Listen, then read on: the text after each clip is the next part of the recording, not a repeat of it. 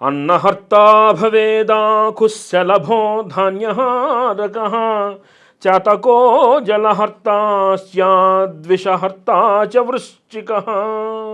నాయనా గరుత్మంత, చాలామంది ఆకలి వేసినప్పుడు అన్నాన్ని దొంగలిస్తూ ఉంటారు. అలాంటి అన్నాన్ని దొంగలించటము అనేటువంటిది అత్యంతమైనటువంటి పాపకర్మల యందు ఒకటి.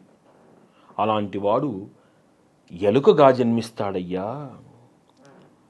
అట్లానే ఇతరుల యొక్క జలమును దొంగలించేటువంటి వాడు చాతక పక్షిగాను తెలుగాను పుడుతున్నాడయ్యా అని చెప్తున్నారు.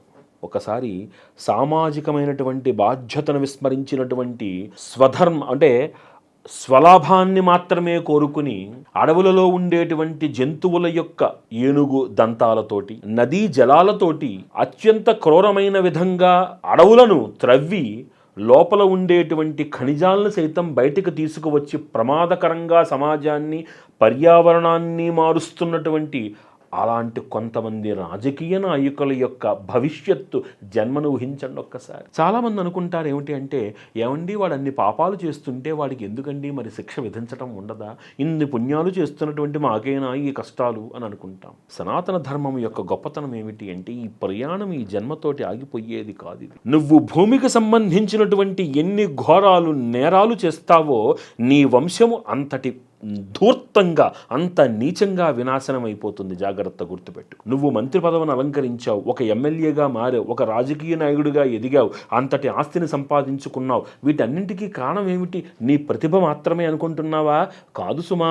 దీనికి సంబంధించినటువంటి నీ పుణ్యము పూర్వజన్మలో చేసింది ఉన్నది కాబట్టి నీకు అంత ఉత్తమమైనటువంటి జన్మని భగవంతుడు ఇస్తే, నువ్వు ఈ జన్మలో విచక్షణ కోల్పోయి అత్యంత అహంకారిగా మారి కన్ను మిన్ను కానకుండా నీకు అన్నం పెట్టిన ప్రకృతిని నువ్వు అంతటి హీనంగా నువ్వు చూస్తుంటే, పృథివీ మండలము అంటే అమ్మ మనస్సుకు నువ్వు గాయం కలిగిస్తూ ప్రకృతి మాత ఒడిని నాశనం చేస్తున్నటువంటి నిన్ను ప్రకృతి ఉపేక్షిస్తుందా? పృథివీ మండలం అంటే పితృదేవతా సమానము.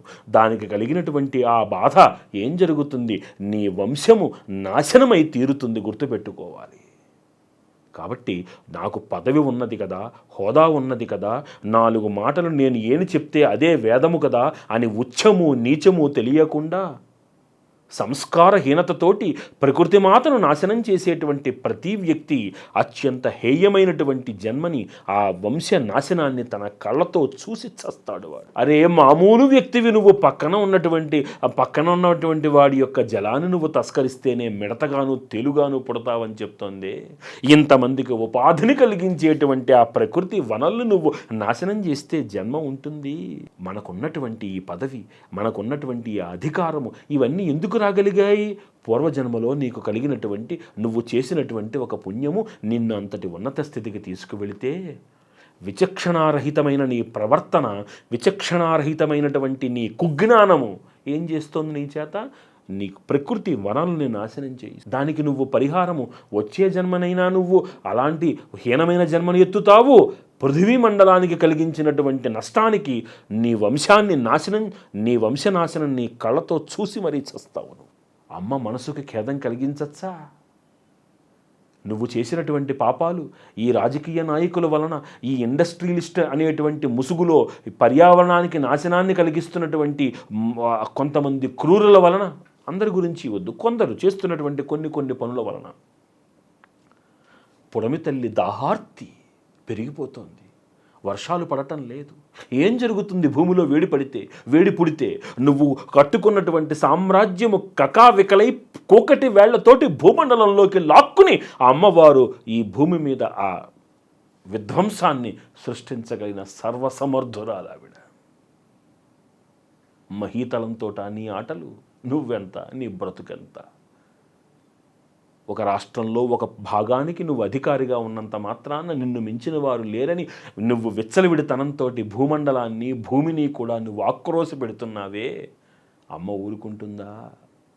ప్రకృతి ఊరుకుంటుందా? ప్రకృతి ఉపేక్షిస్తుందా? ఆలోచించండి. ప్రకృతే దైవం నాయనా. జాగ్రత్త. ప్రకృతితో ఆటలాడకండి. ప్రకృతి గుణపాఠం నేర్పిస్తే చాలా తీవ్రంగా, క్రూరంగా ఉంటుంది.